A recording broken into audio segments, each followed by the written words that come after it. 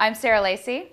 And I'm Paul Carr. And welcome to a long-awaited edition of Why Is This News? Paul, we And have... yeah, I'm live in just outside London. Sarah's back in the studio. And this has to be the first time. I mean, it took 30 minutes, but this has to be the first time a UK Skype connection has worked. Can I tell you why? Why? Because I'm at my parents' hotel and they have only the finest Wi-Fi. Of course, it did take 30 minutes for it to work. I do want to point that out. Admittedly, that's because I was using the Wi-Fi that was connected to their house. I had to come to the hotel for it to work. Ironically, it's the first time when going to a UK hotel has improved the quality of the Wi-Fi. Anyway, so here I am in just outside London, and you're back in San Francisco. But you've been in Nigeria. Yes, I got back Monday. Well, and obviously it's taking all of my strength not to make all the hackneyed cliche jokes about, were you in Nigeria I'm to impressed. deliver money, blah blah blah. But there will be those watching this who don't have the same willpower as I do, and will be wondering why on earth would you go to the scam-ridden country of Nigeria? Clearly, as with every one of your overseas trips, you've discovered something that contradicts the popular view of the place. What is that? Well, yeah, I don't know that it contradicts the popular view. I mean, I first got really interested in Nigeria actually reading like Goldman Sachs research reports about all the next countries after the BRIC countries. And, I mean, I've, as everyone knows, sort of long been a big advocate for Indonesia as sort of this big country no one pays attention to, but is, really sort of hitting an inflection point right now. And, another big question mark out there is Mexico. Another big question mark is Nigeria, because they're both really big populations. And, there's obviously some sort of safety and, sort of issues with Mexico at this point. And I think with Nigeria, there was just a big unknown for me. I mean, Nigeria is 150 million people. That's not that much smaller than Brazil. It has a lot of things in common with some of the most exciting emerging markets that get tons of attention, but it's never really written about. So, but Nigeria gets a lot of attention. It just gets it for the wrong reasons. It gets it because everyone thinks, oh, it's and again, the entrepreneurs of Nigeria, well known. Unfortunately, they're not creating the new Facebook. They're trying to steal thousands of dollars from middle Americans. And the question is, what is the legitimate side of Nigerian entrepreneurs? Well, so this is the interesting thing, and the two really are tied together in a lot of ways. And I went there not thinking, oh, I'll just look at the other stuff. I went there thinking, I want to get in the middle of that issue as well, because I think it's core to it. I mean, here's the deal with Nigeria. It has a ton of money from oil. It has really great natural resources. So there are multinationals there, but they're like consulting firms, Chevron, things like that, more than it is, tech multinationals. And so the issue is you have a country that's the biggest population in Africa that, according to sort of emerging markets expert, is potentially the most exciting emerging market in Africa. And actually the non-oil economy has grown at like 8% a year for almost the last decade. The problem is there's no new jobs being created, and there's 50 million unemployed youths, a third of the population. So that's why you see scammers in Nigeria. I mean, a big reason. Did you see any reason to think that that's not going to carry on? Did you see anything coming up that's, because you said about Indonesia that had all these groups of like tech people and entrepreneurs and who were getting together and forging a new sort of a tech community there. So, did you see, apart from, you did that great post about the sort of Best Buy of Nigeria, but apart from that, did you see any sense that, a community of entrepreneurs or technology? So I wrote another post about some interesting startups that I saw, and there definitely are one or two. There's definitely two in particular that I think are going to be really exciting companies, and I think have really smart entrepreneurs that are long-term focused. But the reality is this is a tough market. I mean, I think it's a market that's really a little bit behind Indonesia in terms of, being a clean, well-lit, easy place to go in and invest, which is certainly something you can't really say about any emerging market.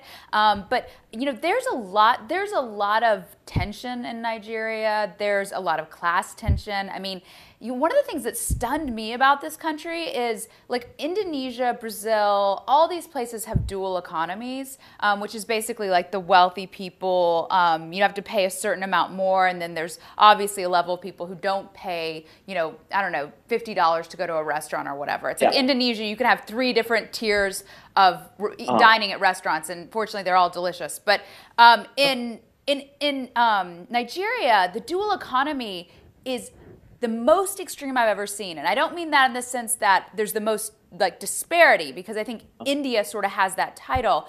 But Right. in terms of the rich people and the money spent in the wealthy part of the economy is outrageously high.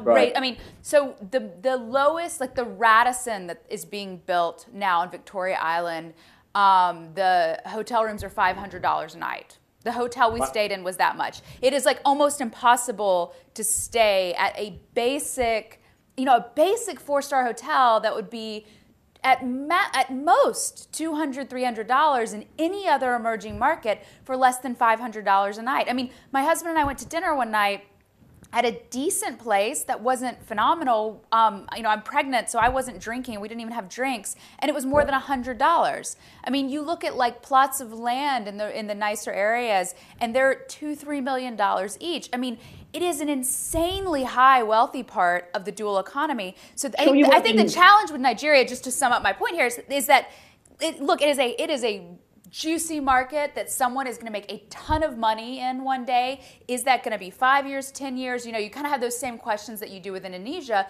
The difference is it's still pretty cheap to do business in Indonesia, and that sort of sets off the risk associated with the market. It is not cheap to do business in Nigeria. And the people I talked to said that, that you have to have backup generators for everything. The power infrastructure is not good. The broadband infrastructure is not as good. So it definitely has some challenges that other emerging markets don't, that surprised me. It sounds to me like you're describing London. Everything you just said, like the lack of good Wi-Fi, $500 a night, which I thought, actually that's pretty reasonable. The Radisson I stayed in the other night was about $580. And one of the other challenges is the fact that it seems to be pretty lawless as well. I mean, you had an interesting episode that I don't know if you've written about yet, but I don't think so, where you basically got kidnapped. It is worth addressing because that doesn't happen in other emerging markets. I have had some scrapes in other emerging markets. I mean, so this is my thing. I mean, there was definitely way more anger on display in Nigeria than I have experienced in any emerging market. That having been said, I'm not necessarily sure there's more corruption and more anger and more violence in Nigeria than other places. I think in places like India or China or even Brazil, you have to dig a little bit to kind of get to that underbelly of which every emerging market has. I mean, that's why these are huge opportunities, because they're very high risk places and there's still a lot of really dodgy things about them. All of them. I don't care where you are. So I'm not necessarily sure that, like, for instance, I'm not sure Nigeria was a more dangerous place for me to be than Brazil. But in Brazil, it was like I always had this sense that I had to be careful, not walk alone at night, not carry a laptop. I didn't wear my wedding rings there. I mean, there were things like that I did for common sense that I also did in Nigeria. In Brazil, it was always hidden. I never saw any direct threat. I was just very aware that I had to be street smart. In Nigeria, you feel the direct threat. I mean, and the thing that's great about that is you know where you stand everywhere you are in Nigeria. We had many people who were insanely hospitable and genuinely warm and gracious, and I'm not even talking about other entrepreneurs and people that I knew to meet with. I mean, we spent one day spending several hours walking around these very tough markets on Lagos Island. And, a lot of people were yelling at us and scowling at us, and parts of it were, definitely not what you experience in those kind of markets in, a place like India, where there's a lot of sort of over-the-top flattery to get an American to buy something. That having been said, I mean, at one point I was like, I'm like 5 months pregnant. So I was like visibly getting a little bit overheated. It's a very hot economy. It was a very chaotic market. And one woman just came and invited me to sit in the shade in her chair. I mean, so it's like you also see these huge acts of kindness and hospitality in Nigeria. And the nice thing is when you see those, you know they're genuine because no one is nice to you if they don't want to be. I mean, Right. it is a different market than anywhere I've been. It is a different market than even the rest of Africa. And look, I still am bullish long term on the country, but it is a different set of risk factors than I've seen, definitely in Asia or South America. Well, I mean, kudos for 5 months pregnant going out there. That's I wouldn't do that. I struggle again with London. To me, is about as aggressive and miserable and expensive as I can tolerate right now. So yeah, it sounds like it's kind of emerging, but just slightly behind some of the other emerging markets. Well, all these places have their own challenges, and it's like, as I wrote about in my book, it's like, in China, they've gone the route of like economic security before political security, and some people would consider that's as big of a problem, that people don't have freedom of speech and all that. In India, they've gone the route of political security, but quality of life improves 1% a year. 14 million people out of 1.2 billion have jobs in the formal economy. So there's really no economic freedom happening in India. In Brazil, you have sort of yet this third situation where, the government is more stable and representative than it's been in the past. The economy, is showing sort of moderate growth, not extreme growth like China, but you have massive security problems and sort of these drug wars between the cops and the drug kingpins in the favelas. So you have more personal security issues. And, I think Nigeria is sort of another one along those lines. I think it's the most similar to Brazil out of those.